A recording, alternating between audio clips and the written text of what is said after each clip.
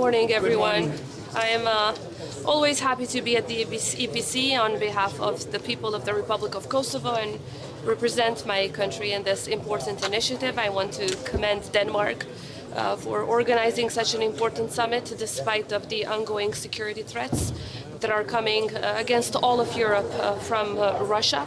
Obviously, this is going to be another great opportunity for us to discuss how do we deal with such threats with unity among all of the members, not only within the European Union, but also those of us that are outside of the European Union, but aspiring to join and to contribute to the overall security, stability, and prosperity of Europe. However, I must add that unity alone is not sufficient. There is a continuous necessity also for consistency in dealing with aggressors and dictators. There are currently two main security threats coming against countries within our continent. One comes from Russia, obviously. The other one, especially in our region, comes from Russia's proxy, Russia's extension in our region, that is Serbia.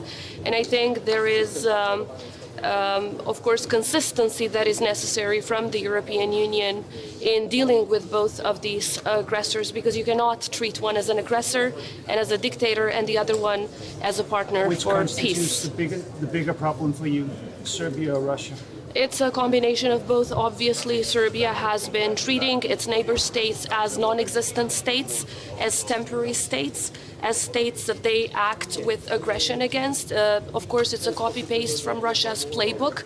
Unfortunately, Russia also supports Serbia in this endeavor. So traditionally and for centuries, they've been using the same kind of concept. Russia talks about the greater Russia and the Russian world. Serbia talks about the greater Serbia and the Serbian world. And they use the same method. So for us, both are a threat.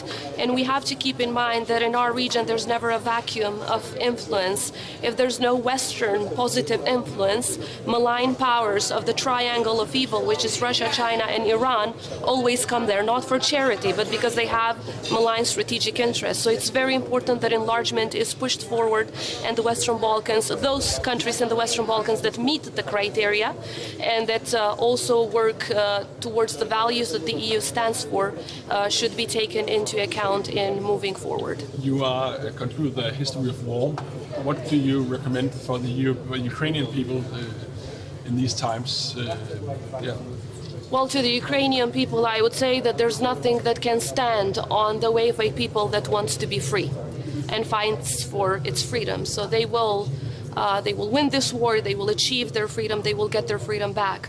To the European Union, I'd like to say history shows that appeasement of dictators, appeasement of autocrats never leads to long-lasting peace. Unfortunately, appeasement of dictators has always historically led to encouraging them to use more violence. So, of course, our call is to make sure that they're very careful with how Russia's proxy in our region is treated and not to appease them to the extent that they continue to use violence. We just commemorated 2 years since the act of aggression of Serbia against my country in the north of my country. The European Union has constantly called for accountability. There has been zero accountability. It's about time that they walk the talk. Are you European Union hypocrites on this point? No, I'm not saying that they're hypocrites. I think they have the best of intentions. However, it is important that everyone learns from the history. And as I said, history, especially on how Putin was treated, shows us that appeasement of people like Putin never leads to long-lasting peace. Vučić has been trying to copy Putin by using aggression and destabilization tactics against neighbors. And for that reason, it is very, very important that EU member states understand that rewarding Serbia for standing with Russia is not the way forward. Countries who are at a 100% alignment with the EU must be rewarded, not those who have chosen Moscow as their path forward. Can you describe for us what kind of membership application has not advanced since 2022, if I'm not mistaken. Do you still believe that there is a path for Kosovo in the European Union? And what is the timeline? That is the only path for us, for the people of Kosovo, 97% of whom are in favor of EU and NATO membership. Unfortunately, for domestic political considerations of a few member states, our application has not been treated yet. But our patience will not grow thin. We will continue to walk on that path because we never flirt with other powers, with malign powers. We will work hard until we convince each and every member state that Kosovo is not a burden. Kosovo is a contribution, is a country who, according to Gallup International, from just a few days ago, is the #1 in Europe in terms of safety, security, and rule of law, and #3 in the world. We're very proud to be a country that is aligning with the EU on foreign and security policy, and a country that is contributing to what the EU values are. So for that reason, I cannot give you a timeline because it does not depend on us. Everything that depends on us has already been fulfilled, but if we're required for more, we will do more. The rest depends on member states, and we hope that you as media, you will positively pressure them to support a country that has truly contributed to these EU values. We are from the Danish press, and we would like to hear also, the Danish government is making a deal about a prison for foreigners in Kosovo. That has been very postponed a lot of times. Can you make some guarantees that it would actually go through?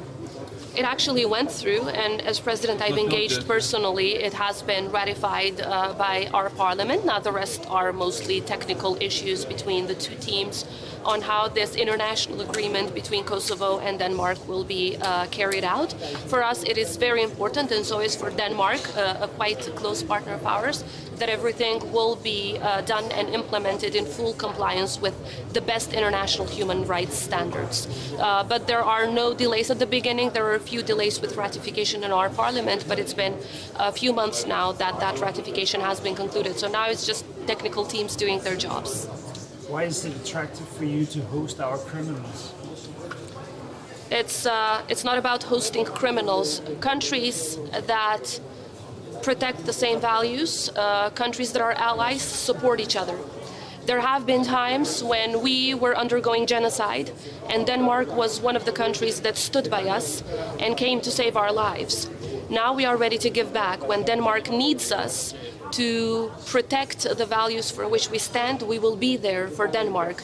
This is not about violating any human rights standard that there is. This is about upholding those standards, but not alone, but together. That's the only difference. Supporting each other, it's never about being attractive to criminals. Supporting each other is about upholding the rule of law and human rights standards together. So being there for one another, and that's what we're doing for Denmark, the same way that Denmark stood with us in our hour of need. Thank you. Thank you very much. Thank you.